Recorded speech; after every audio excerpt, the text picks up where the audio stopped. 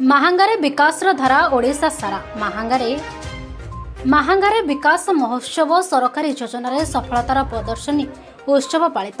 ମାହାଙ୍ଗାର ଜନପ୍ରିୟ ବିଧାୟକ କରକମଳରେ ଦେଶର ଯଶସ୍ୱୀ ପ୍ରଧାନମନ୍ତ୍ରୀଙ୍କ 12 ବର୍ଷ ଓ ରାଜ୍ୟରେ ମୋହନ ମାଝୀଙ୍କ 2 ବର୍ଷ ପୂର୍ତ୍ତି ଅବସରରେ ଗ୍ରାମାଞ୍ଚଳର ବିକାଶ ପାଇଁ ସମସ୍ତ ପଞ୍ଚାୟତବାସୀ ହିତାଧିକାରୀଙ୍କ ପାଇଁ ଜନକଲ୍ୟାଣ ଯୋଜନା ବଣ୍ଟନ କରିବା ସର୍ବଜନୀନ କ୍ୟାମ୍ପ ସହ ବ୍ଲକର ବିଭିନ୍ନ ପଞ୍ଚାୟତର 26ଟି ଅନ୍ତୋଦୟ ଗୃହ ଦିଆଯିବା ସହ 1030 ରାସନ କାର୍ଡ ବଣ୍ଟନ ସହିତ ମହିଳା ଗ୍ରୁପମାନଙ୍କୁ 1 ଲକ୍ଷ ଟଙ୍କା ଲେଖାର ଋଣ ପ୍ରଦାନ କରାଇଥିଲେ ଏବଂ ଅଙ୍ଗନବାଡ଼ି ସେଣ୍ଟରର ଅଙ୍ଗନବାଡ଼ି କର୍ମୀଙ୍କୁ 1 ଲେଖାଏଁ ସ୍ମାର୍ଟ ଆଣ୍ଡ୍ରଏଡ୍ ସେଲ୍ ଫୋନ୍ ମଧ୍ୟ ବଣ୍ଟନ କରିଥିଲେ।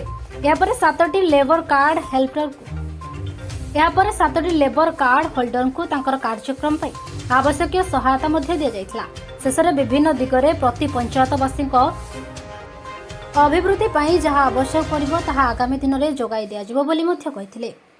କଟକ ମାହାଙ୍ଗାରୁ ଶରତ ରାଉତଙ୍କ ରିପୋର୍ଟ, ଆଦେଶ ଲାଇଭ୍।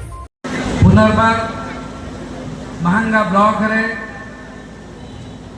आज ओडिशा सरकार एवं भारत सरकार उभय सरकार जन कल्याणकारी योजनार जो मेला चली विकास धारा ओडिशा सारा से महांगा ब्लॉक कौन व्यक्ति कौन हिताधिकारी केमी वंचित न हे से परिप्रेक्षी 2026 आर्थिक वर्ष आज आउ 124 परिवार को अंतर्जय गृह योजना आज वर्कआउट मिल